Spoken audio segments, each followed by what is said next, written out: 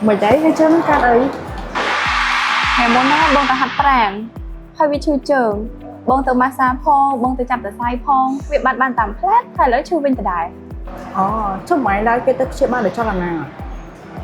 chị bạn để cho lần nè anh nó mệt quá nhở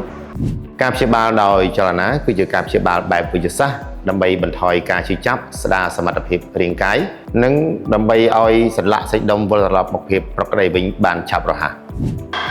chẳng phải na dùng cua tay từ tôi do sẽ vào cam chị ba để cho là ná nó ngự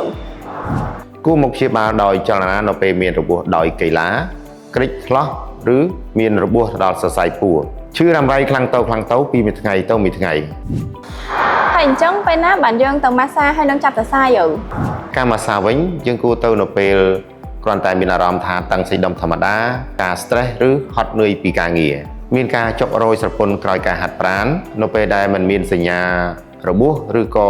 ការហើមធ្ងន់ធ្ងរនោះទេប្រសិនបើបងប្អូននៅមានចម្ងល់សូមធ្វើការណាត់ជួបដើម្បីពិគ្រោះយោបល់នៅមន្ទីរពេទ្យ Intercare បាន